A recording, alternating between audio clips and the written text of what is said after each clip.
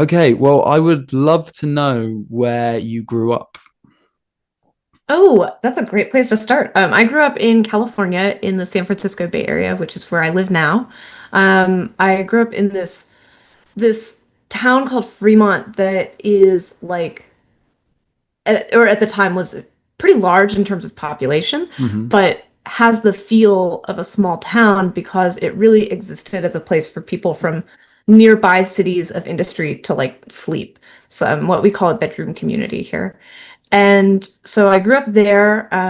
I grew up very much in my local public library. Yeah. My mom was a volunteer there, and so I would go with her and just roam around feral in the Yeah. library. And then she also worked for an independent children's bookstore.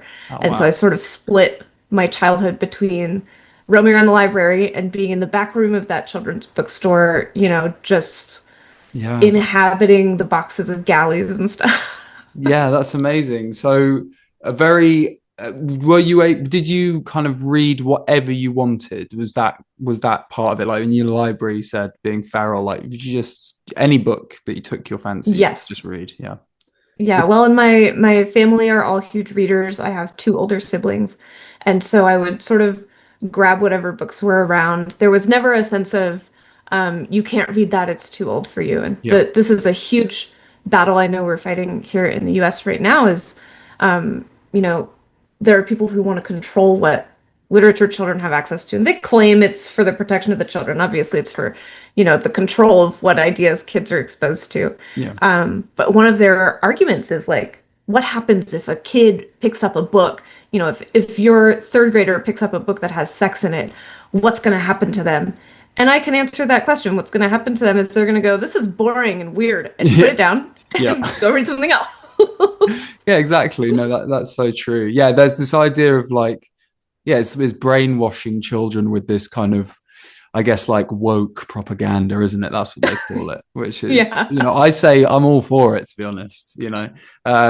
So tell me about like the kind of the atmosphere in San Francisco is a fairly, well, it's a very kind of liberal place, am I right? You know what I mean by liberal, like, that it's, yeah, I guess I was using the word woke, like, was there a sense of being open to lots of ideas when you were growing up as well as reading whatever book you I want? would say so. I mean, I didn't have anything to compare it to as a Hmm. kid. I hadn't been around the world and certainly hadn't traveled in the US and discovered how incredible the diversity and openness of the place where I grew up is. Yeah. I was very much in the suburbs, so there was less artistic freedom, Hmm. less experimental Yeah. art in the place that I grew up, but there was still art everywhere all the time.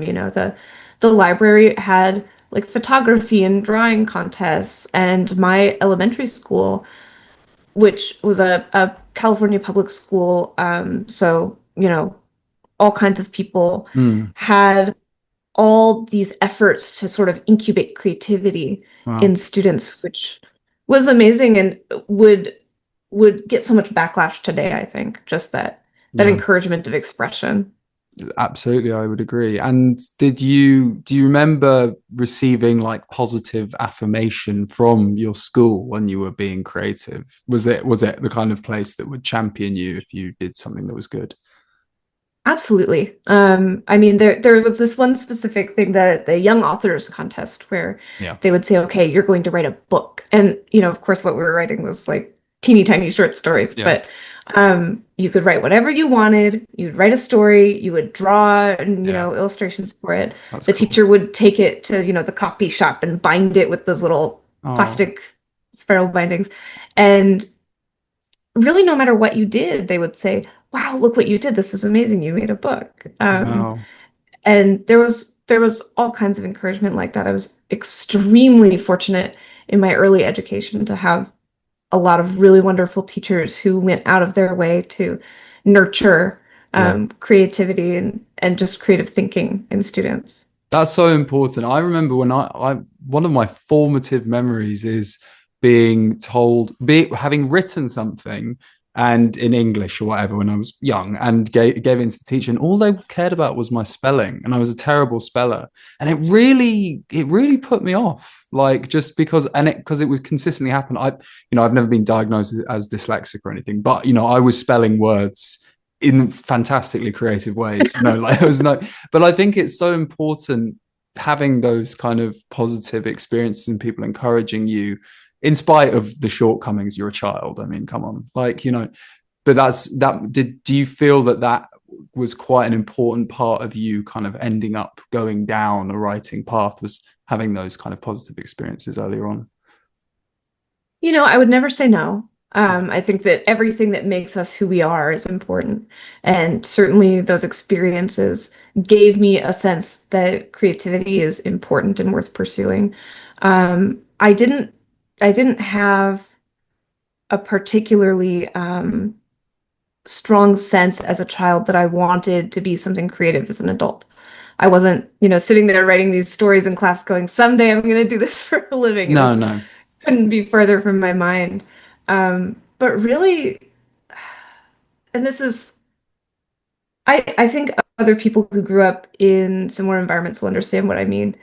The the freedom to be bored is Yeah. really, I think, what led me on the path that I went down, because I would have these, long afternoons or Mm, weekends or summers where it was up to me to entertain myself. mm. And, going to the library with my mom, right? She didn't set me up with an activity. She would just say, go find something. And that, I think, is what makes storytellers ultimately, is the ability to pursue ideas on your own. And being bored as a kid gave me so much access to that. So if you were told to go off and do something, was there any part of you that was like, "Well, I'm going to watch TV all day"? We're like, as in, like, when you, because there are people who would do that. As a child, I probably would have done that. And I guess does that mean that you maybe had a kind of, if that wasn't the case, that you had something pulling you towards curiosity in a way that wasn't just, I'm going to pacify, because boredom can be something that pacifies you, or it can be quite creative, as you're saying. Absolutely. I was never an I'm going to watch TV all day kid. I occasionally I would do like a movie marathon with my Mm, siblings, but really, I think I had an immense gift given to me because I was in my like early teens during the kind of what I think of as the golden age of early internet. yeah, Um, you know, Forums that people were really active on, but they weren't evil, toxic yeah, cesspits. yeah, um, you know, like free exploration areas, Neopets. Oh my God, I was so into that. yeah, And yeah, and yeah, places where you could really connect with other people and explore from a similar posture as the TV all day, but without the passivity. yeah. So, rather than I'm going to watch TV all day, I might have an I'm going to be online all day, which freaked my parents out. Mm, This was back when like of course, yeah, uh 2020 and was doing all these specials about like internet addiction, and my yeah, parents were, "Oh my God, are you addicted to the internet?" And yeah. really, what I was addicted to was socialization and learning. Totally, totally. Yeah, you were. It wasn't passive. It's personality shaping. All of that stuff is you're exposed to things that you genuinely would never be really exposed to if you didn't have access to it. And I think it's that I feel like obviously the internet has been massively corrupted, but that I like to think that there is that spirit in there as well. Like I guess because I'm early 30s. So like I do also remember the early internet, but I was probably a bit young for like fully, or actually to be honest, my parents didn't let me use the internet for so long. I wasn't allowed a mobile phone. I was like super weird, the weird kid in that way. So I guess I didn't have, but since then I've actually probably even as an adult have come to the internet in a completely different way as a bit of an introvert as well. Just socializing online and exploring is fantastic. So at what point did you kind of marry this kind of sense of curiosity and then also learning a lot, learning about the world online as part of that, and then also kind of channeling it all into some kind of creative pursuit? Was it writing first? No, no. I mean, I was a dancer for quite a long Oh time. yeah. I worked in theater. I managed a music and theater school Oh for a little wow. while and discovered that I have no talent for musical instruments. I can sing Yeah. fine, but I completely lack the patience and the ability to be bad at something over and over Oh yeah, again yeah, yeah. until you're good at it. But hold on, you must be I quite good at that because you're a writer. I mean, isn't that quite a it's quite a repetitive thing, isn't it, in a way, writing? Yeah, but it's like never been something that I struggle Yeah. to feel like I'm hitting the note I want to hit. I Yeah, mean, yeah. acutely, sure, I'll be working on a chapter and I'll be like, this chapter's not working, but Yeah, it's yeah, not quite yeah. the same as sitting there in front of a piano and going, I'm gonna screw this up so many Yeah, yeah, I times before know. it sounds right. I totally understand that. Yeah. Yeah. Yeah, well, and of course it's probably as well that, you're gifted in writing in a way that maybe musically, because it's that thing for me of like repeating something and to get better at it, there has to be some kind of like there has to be a spark and a passion that's just natural. You know what I mean? It's not. I remember learning the piano when I was younger and just I hated learning scales. But now that I'm older, I have a piano and I just play it just badly, and I like it because no one's telling me that I have to practice and that I have to get good. But so maybe that's another thing. But tell me about the singing and the dancing. How long did you do that for? Oh gosh. I started when I was like 12, and then I really stopped dancing sometime in my mid 20s. Yeah, Um, and I mean I still sing. I get a lot more nervous about it now because I'm out of practice. yeah.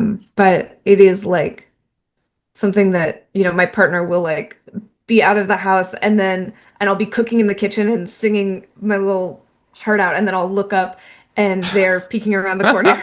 And you scream in fright and embarrassment. Yeah. No, I Yeah. know. And then, I also I painted for a long time. I did a lot of sewing Oh yeah. creatively. I used to hand sew period accurate mid-Victorian costume, and Beautiful. that one is just so much fun. Oh my gosh. Yeah. Um, and then when I started writing, that sort of has become a sponge that has absorbed most of my Yeah, yeah. creative energy because it's my job and it's something I'm very passionate about. And so I periodically will be like, right, I have to do something else creative other than this. Yeah, yeah, yeah. No, of course. Yeah, I completely understand that. And is any part of this, well, did any of these other kind of creative pursuits, did they bring you like as much success as your writing has? Certainly not. No. No, So no, so it no. must be so that must be a very kind of like you said, it kind of it's writing has sucked up a lot of like I guess the energy, and that must have something to do with the fact that you kind of get a positive feedback, because I think obviously we create because just you create and that's what you do and it's playful and all of that. But there is a part of it as well where you're trying to communicate, you're trying to kind of give something beautiful to the world and you want people to receive it. So what was it like kind of getting those kind of that positive reinforcement when, writing started working for you? Oh, completely wild. Really, really wild experience. I had been giving editorial feedback to a friend of mine who was writing, and I realized that all of my feedback was getting taken and was very successful. And I decided to try writing a short story of my own. Mm-hmm. And I wrote it, and that friend, who is no longer a friend, gave me extremely dismissive negative feedback. Really? Um, from the place where I'm sitting now, I've revisited the short story that I wrote, and like it's fine.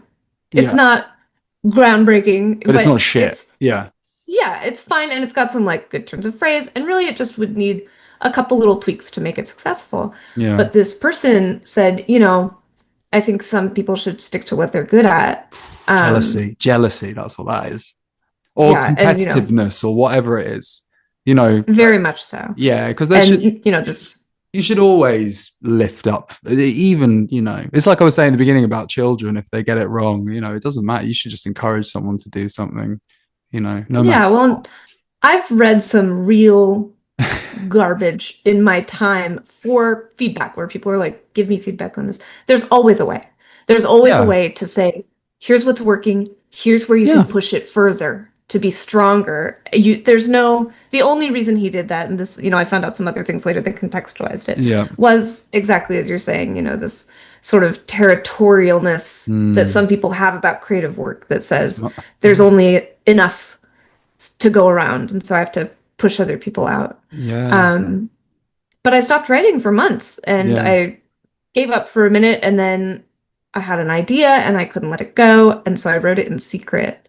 Oh. And it was a short story, and I immediately sold it, and it got published, and things just took off from there. And really every day, I have at least a moment where I go, "What the hell? Yeah. This is wild." Yeah. So what was that short story? What was the vibe of the short story that you wrote, which you sold first?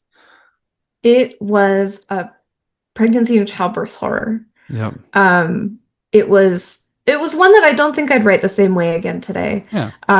But it was about a woman who gives birth and her baby is born with their eyelids fused shut, Mm. which is not a condition that happens to children in real life. As I was researching it, I was like, let me make sure I'm getting this medically accurate. And then I remember finding out, they can have a little piece of skin that goes across, but the whole thing fused, no. So I went, all right, I get to do whatever I want then. Yeah. And Perfect. and the doctors, go perform a small procedure to open the eyes and find them full of moths.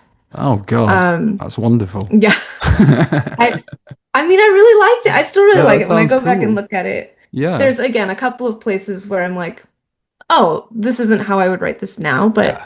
that's it's much less painful to me to revisit that kind of early creative work than it is to look at other creative endeavors of mine that I'm not as proud of, and Yeah. instead I Yeah. look back with great affection on that Yeah. little brand new writer who was so Yeah. excited. The seed that germinated into something great. I mean, it's so let's talk about horror then. Like, have you always had, has it always been a kind of current through your life, a kind of attraction to the kind of more macabre kind of stuff?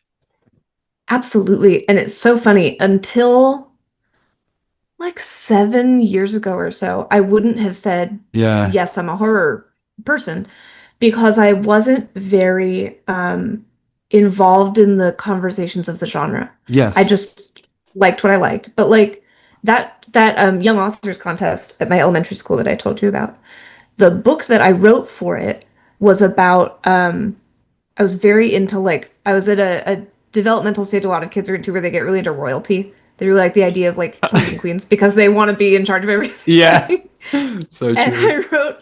I wrote about the queen coming to visit town and her limo driver has to save her from a big wave of acid. And there's this big bright green Batman wave of acid and he blocks the queen and saves her and then the acid dissolves him into a skeleton and then Wow. his glowing skeleton haunts like a bathroom and like looking back at this, I think I was in for sure second grade. How old is that in And English? that's I would have been probably 7 or 8 Yeah, that's pretty years old. far out for a 7 or 8 year old. That's cool. But I was so into it. I Yeah. loved the X-Files. I still do. Yeah. Um my mom and sisters would watch it and I wasn't allowed to watch it because I'm much younger than my sisters. Yeah. And they're like, you're too little, it's too scary. And I did that very classic thing of, no, I won't be scared. I can watch it. And finally my mom got frustrated and sat me down, showed me the scariest episode of the X-Files, which is called Tombs, and it's about a man who can come up through your drain or through your vents and then he kills you and eats your liver. And I was like petrified. But I also went, okay, I can handle it. I can handle it. More. I can handle it. Yeah. Started stealing the X-Files novelizations off my sister's bookshelves. Wow. Always have loved this and have only in the last decade of my life learned to articulate it as a love of horror. Yeah, well, I'm very similar. And I also found that politically horror And I mean politically, not in terms of voting, but in terms of, just perspective on life and people. I think it really suits my worldview. And it's not nothing to do really with the horror. I think it's much more to do with like the emotion that is brought out in it of fear and the light and and the shade, like of human and the extremes. Do you think that had something to do with it for you? Like, obviously, it's very hard to kind of psychoanalyze yourself as a child, but was there any other area of your life that you were attracted to, maybe extremes of things, stuff that provoked you, in that way? Yeah, I think, the way that I grew up, and the way that I think a lot of people grow up these days, and, maybe for the last century or so, is with a lot of encouragement to be separate from the body, to live in the Yes. mind Mm, and control and be the master of the body. yeah. And that's not possible, No. No. especially for a little kid. I was pretty emotional kid. I wouldn't say outside the norm, but certainly outside of that standard of Yeah. Yeah. Yeah. be a brain, and then everything else is the brain's job to manage. Yeah. And horror, the same as romance and erotic fiction, Body invites genres. the Yeah. reader Yeah. into their body. Yeah. Yeah. It says go in there, feel things in there, and I've always loved that. Yeah. I find it very powerful, and what you're saying about the way horror, like the politic of horror as a genre, Mm, is very appealing, I think, is because it invites the mind and body to be in the same space at the yeah. same time, Mm, and to say the things you experience in the world in your body matter. They mm, aren't they aren't even possible to ignore, and they affect mm, everything else. If something bad happens to my body, that matters. And politically, generally and acutely, there is a very conservative idea that if something bad happens to your body, that doesn't matter. mm. And horror refutes that. It says, no, that's the first thing that matters. Yeah, totally. Yeah, it's well, yes, it's like a pleasurable triggering of fight and flight kind of thing going on, and especially, I mean, for me, it helps, and I don't mean as in I medicate myself with it, but I definitely think it helps process anxiety and all of these things. It's like a great space to, I have therapy. I absolutely love therapy. But I also think that on your own, just like you said, feeling in your body, in your head, your mind as part of your body as well. But like, it's just a space of exploration. Like you said, I feel like the control of the way that we have to kind of manage ourselves.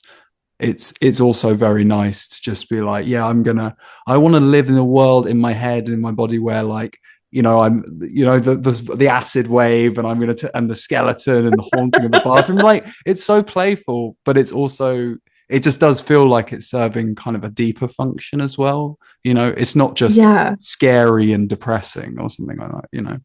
It's a very pleasurable dysregulation. Yeah, correct. I agree.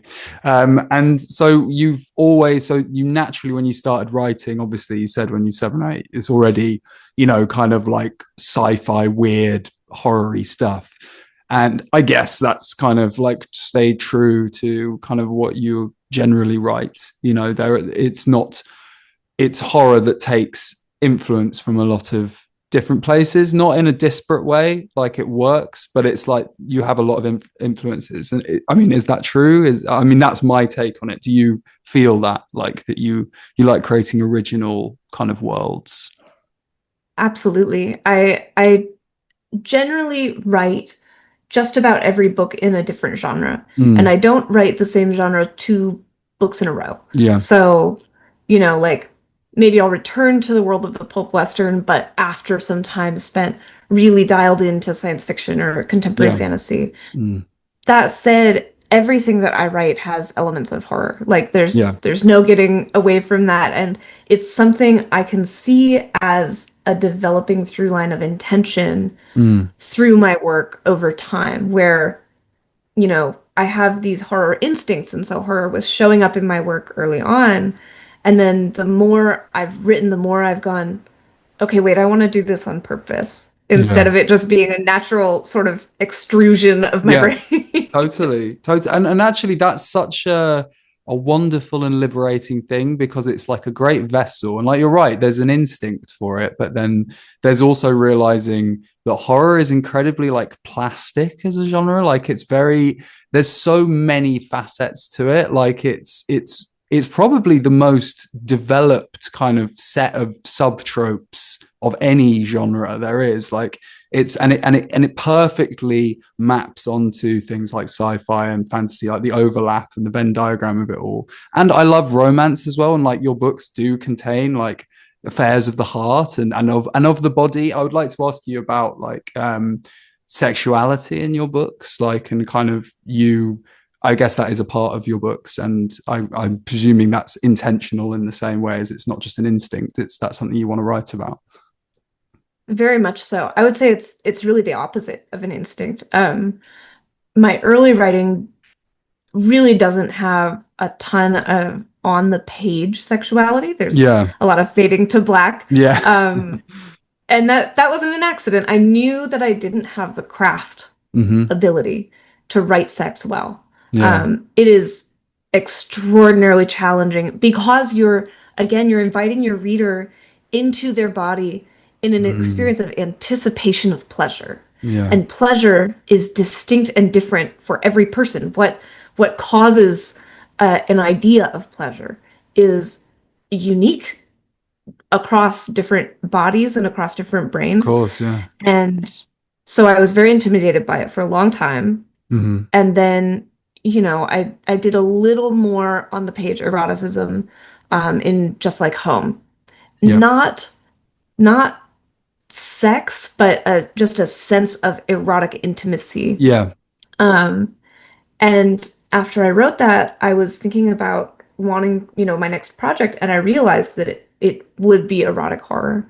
When I was conceiving of Spread Me, I was like, well, this has to be fully erotic. It has to be on the page. mm, Um, and it was a big craft push for me. It was me pushing myself to the limitations of yeah, what I could express on the page. hmm, And it's been a huge honor to yeah, have readers respond to that. Some of them with very reluctant arousal. I get a lot of reader yeah. feedback that says, I did not want to be turned on by this. Why was I turned on by it? And I'm like, I don't know, but I must have done something No, right. that's brilliant. It is brilliant, and also because of it's a great title as well because it's upfront, but then it's also it's like yeah, it's erotic horror, but it's not necessarily just that kind of erotic horror. And obviously erotic books can have fantastic plots and great character development, but this is very much like it's quite a seamless blend, I would say. Like, and I thought it was great. I thought it was great. I thought it was fun as well. Like it feels like you like there is a playfulness in there, and obviously kind of with eroticism and stuff it's good to have playfulness in there as well, a bit of playfulness. So what about the story, or like the obviously like the sci-fi element, like what made you feel like at that point I'm going to do sci-fi, that's my next adventure? I mean, I've worked in science fiction spaces for my entire career. Yeah, The Echo Wife is definitely pretty firmly rooted in the sci-fi genre. yeah, With this, I mean, it's sci-fi erotic horror, right? I mean, yeah, obviously it's an homage to John Carpenter's The Thing. In my mind, one of the greatest films ever made. it's so Um, beautiful. it's so gorgeous. It has so much space in it. It Yeah, has so much silence, and yet still feels so overbearing. I mean, I yeah, could just, I won't go off about it. no, it's a banger. Um, but that felt like my entry point into erotic horror is very naturally through sci-fi horror. The classics of science fiction horror and film are very concerned with sexuality and Mm, intimacy. I mean, Alien, like yeah. all of the visuals in that are just screaming sex at you Yeah, the it's all like entire. glistening. Yes, Everything's like yeah. latexy kind of. Yeah, totally.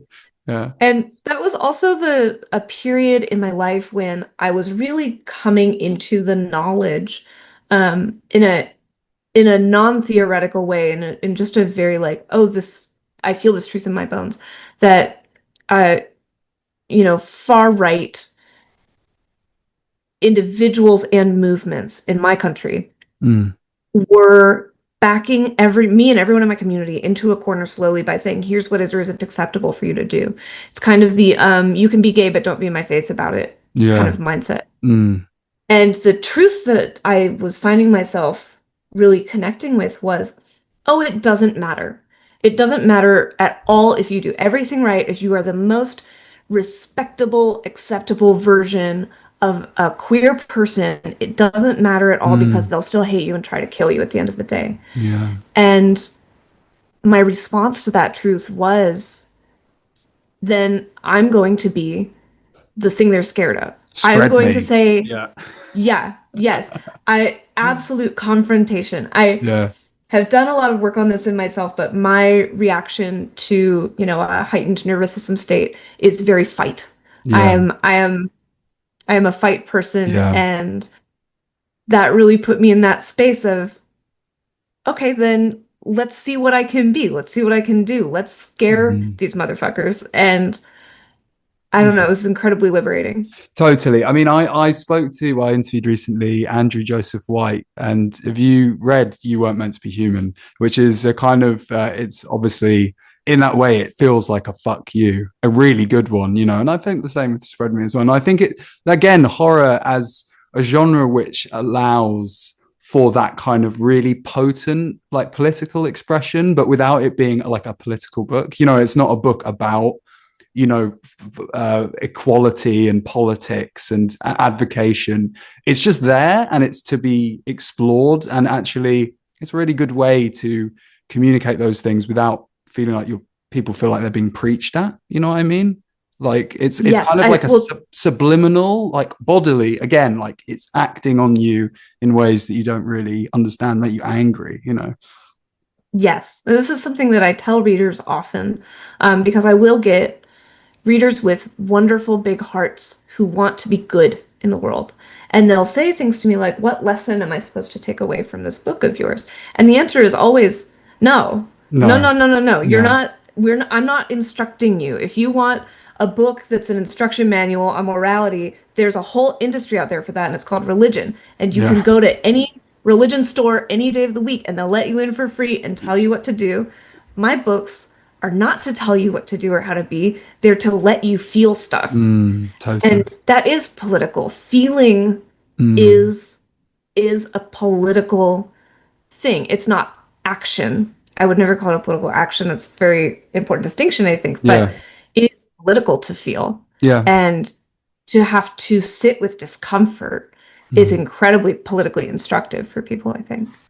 I completely agree. And I think that as well, not everyone has necessarily the means for political action. You know what I mean? It's like and it's actually quite a hard thing to describe what kind of political action is, or, protesting and, going above and beyond. But a lot of people, that's not something that they have access to for whatever reason. And so this is a very important middle ground of, I remember when I read like Gretchen Falcon Martin's book, which was Cuckoo, and I just remember feeling I was just first time I'd ever identified feeling angry and feeling good and feeling empowered by anger as opposed to feeling like resentful and like I guess pent up by it, like, and it was just such a really I felt great. I hate feeling angry, to be honest, but I think I just hate it because it doesn't often have anywhere to flow, because feels so hard to penetrate the level of bullshit that is being kind of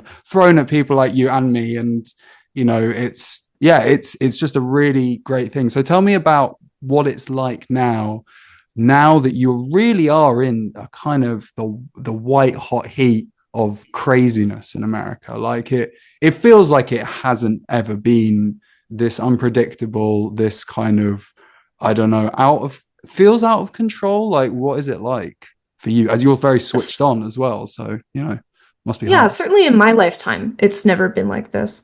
Mm. Um, I hear a lot of people in activist circles wanting to emphasize that there have been moments similar to this one. And I think part of that comes from a desire to recognize that people have always been fighting against Yeah. the kind of moment we're in. And I respect that very much. I would never um, want to elide that. Mm, That said, certainly in my experience of life, this feels new.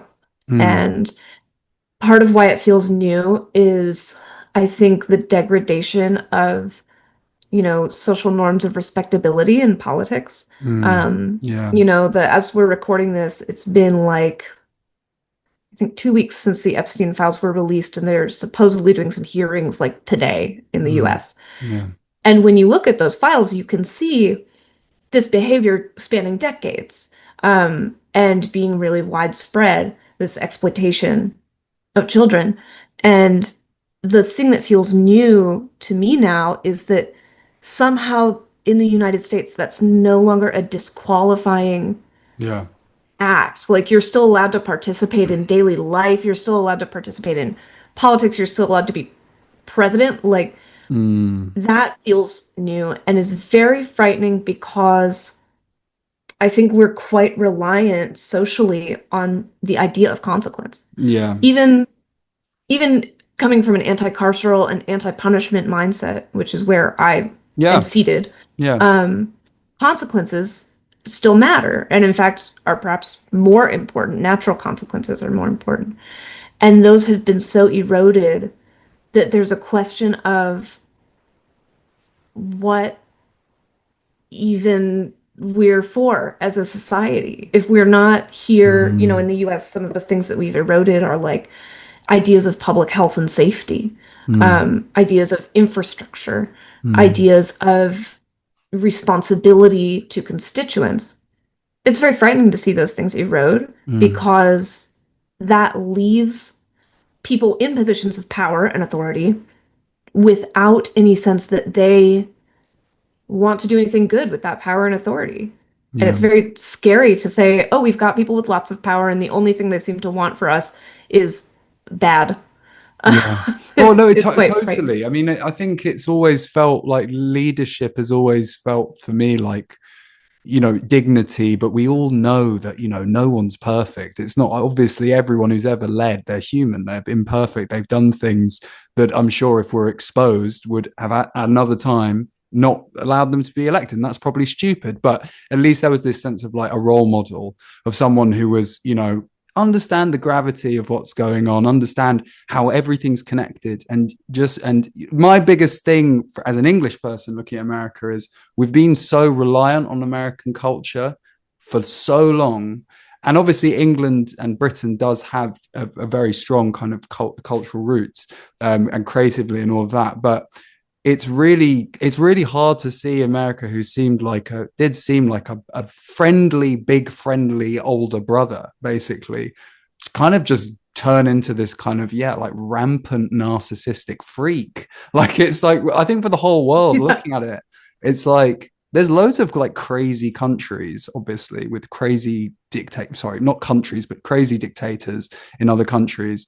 But America is just the breakneck shift away from that dignity towards like just not giving a fuck, really, is what it is. And that must be very Yeah. scary in a place that already feels and has always felt like a bit of the boiling pot. There's a lot of tension in America. It must have really feel like it's come to the surface in a big way for you. It feels, I think, not dissimilar to um, the experience of having a parent who's an active addict. Yeah. Like Mm. you've known this person and they've been kind of in charge of your life for a while, and all of a sudden they're acting really different and scary and dangerous. Yeah. And one very fortunate thing in the US is that I'm trying to think of how to express this Yeah. Yeah. Take your time. best. This part isn't the fortunate part.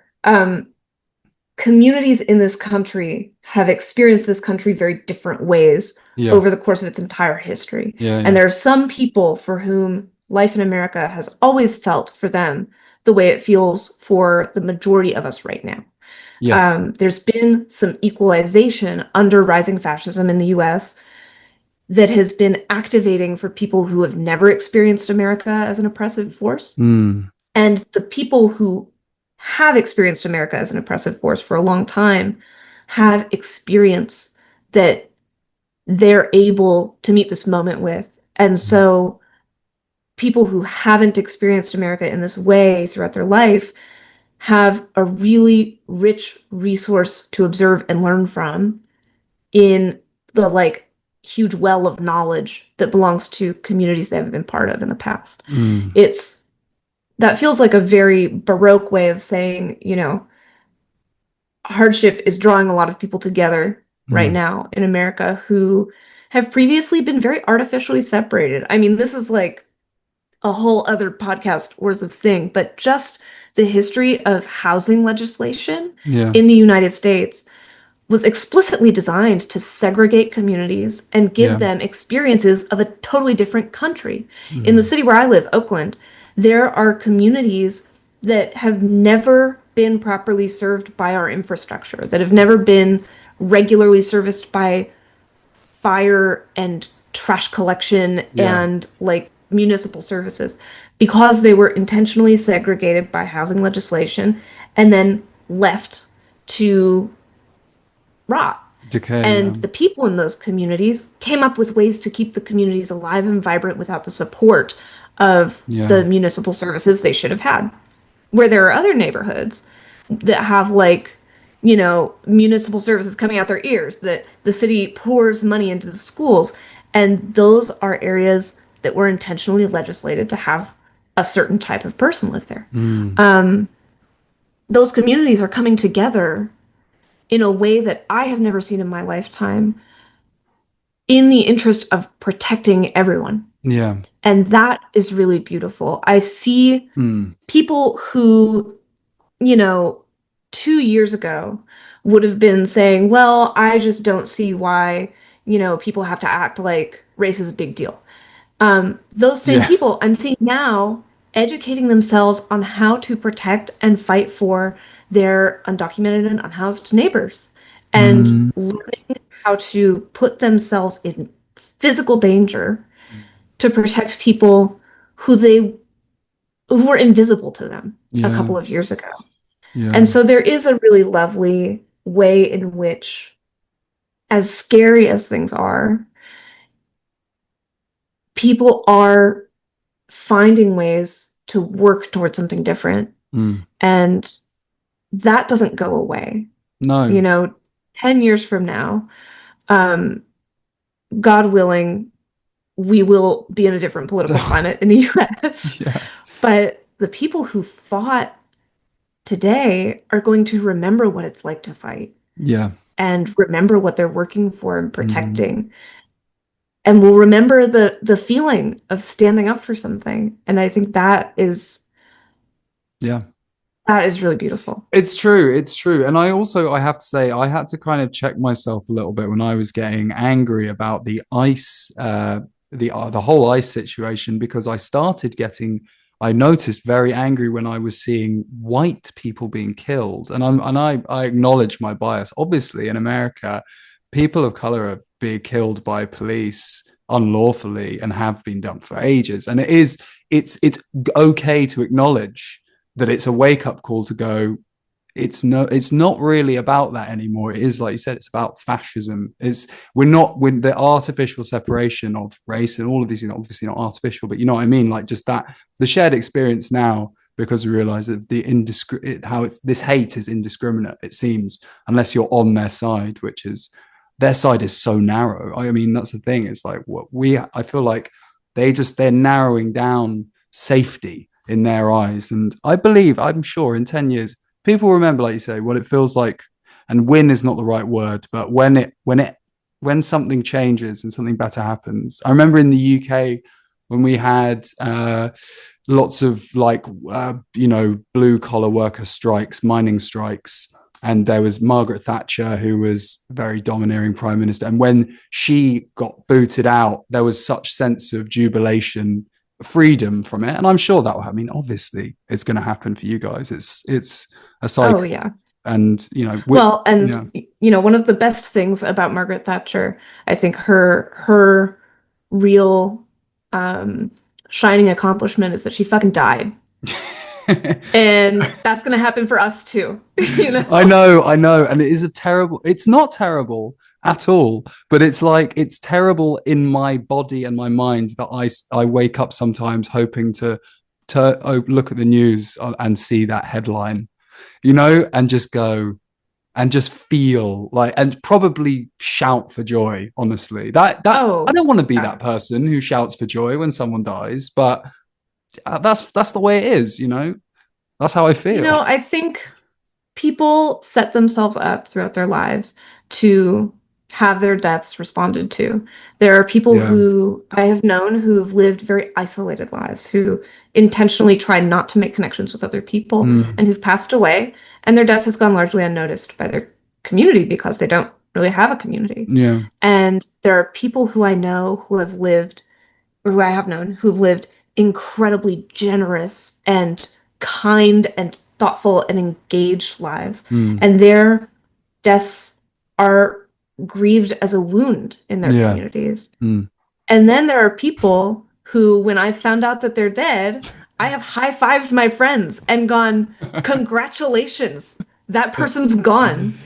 Yeah. The city that I live in has an incredibly robust culture of celebration. Yeah. And I know how I'm going to find out when it happens for my You can country. hear And it's out the going to window. be the noise. Yeah. Yeah, I know. I hope so as well. I mean, I feel it's unfortunately, I fear for England that we're kind of behind the curve by 4 years from you. I feel like because we're getting like Trump wannabes basically here, and I think I'm actually trying to work out at the moment how we were talking about action. Do you have any advice actually just for me in general about do you know anything about how you can be politically active, and not necessarily, I don't necessarily want to like join like my party, like the party I'd vote for and like campaign for them. I know that that's what I should do, but just something maybe a bit more kind of grassroots. I will say I am fairly uneducated about local level UK Mm. politics. So Yeah, this yeah. advice may not apply. No, This general is what I tell advice. people in the United States and Yeah, Canada, yeah. which I know marginally more about. I would say the thing to do is get involved in as local as possible Mm. politics. So in the US, we say try to join the school board or just show up to school board meetings, show up Yeah. to city council meetings, because so few people do. And that means everything you do, every action you take on that level will have a bigger impact. Mm. Showing up and in the US, voting in a presidential election is impactful and important, and we should do it. And if anyone's listening to this, do it. Don't not do it. Yeah. Um, but there is a sense of like, well, I'm a drop in the ocean. Yeah. I'm not making a huge impact. Local politics, you will make a huge impact. You'll feel it and you'll feel that empowerment, and that will Mm. help you go do more things. My other piece of advice, and I think this works in any environment, is to find your thing and go as hard as you can at that thing. Mm. I knew someone once whose thing was Yemen. There was a lot happening in Yemen at the time, a lot of which was either backed by the U.S. or directly Yeah. U.S. action. Yeah. It was hurting Yemeni people on many different levels, and she was just entirely focused on Yemen and did everything she could to be vocal about it, to, make politicians' lives unbearable if they supported US activity in Yemen, and ended up getting connected with people on a very high political level because they said, you seem to be the person who knows the most about Yemen. So let's talk. Yeah. And she was able to make some US policy shifts happen. Wow. I know people who have done this for literary censorship in the United States. A very dear friend of mine has made that the focus of her activism. And first of all, you can have a lot of impact, right? You can become the person who knows about this issue that you choose and drives that issue. You Yeah. can make a difference in that one lane. And it also provides a direction for all that emotion and all that feeling in your body. When Mm. you see ice raids and you feel that anger, you A then bit go there. and Yeah. say, who am I going to yell at today about book banning? Yeah. And, I'm not saying this is what she does, but it's what you No, can no. do It's to channeling. Yeah. direct that force. It gives you focus and it helps keep you from getting drowned in Mm. all the vast, huge everything that's happening all the time. Totally, totally. The huge, vast, everything, all encompassing. It is just it. That's the problem. Is it is, and not to bring it weirdly back to horror. Is that for me? It's a lot of the time. It is that I feel impotent, and it's like so I have this intense experience where I don't feel impotent in this space, and I get to feel things, and I can kind of feel difficult things, and because the world seems to be inflicting so many difficult feelings on me that I just feel like I can't control. And so it's like, yeah, it's just that, but then putting it into a kind of, yeah, political action and activity. And that's what I want to try and do, because I feel like at this point, seeing America, I could not I could not deal with seeing the equivalent of ice on the streets. Like the problem for me is when I was watching like TikToks of the ice thing, I felt, and maybe a bit like you were describing this fight, I felt like if they were outside now, I don't know what I would do. And I'm not saying maybe I would have been a coward, and maybe that's fine if people have got guns, but like maybe I would also have run outside and got in their face and got shot. I don't know. And I don't want it to get to that, but maybe I can't, won't be able to affect change, but I need to try, like you're saying, and I think everyone does, in a way. Absolutely. Well, Yeah. I will say, I'm not really one for optimism, but I will say authoritarianism and fascism are short-lived because, as you observed earlier, they narrow Mm. their scope of safety over and over and over again. A big part of that project is wealth consolidation, especially in the US. They're just trying to ride out as much time as they can to put as much money as they It's, can into it's the hands of their crazy. allies. Yeah. But because fascism and authoritarianism are loyalty based, they cut they cut away pieces of themselves. Mm. And if the UK is 4 years behind the US, I don't think the US is going to be stably fascist for that long. It's just not plausible. You can already Yeah. see it's spinning out. Mm. Um, Yeah. and in historically, what we've seen is that, some fascist authoritarian regimes have their rise and then their collapse.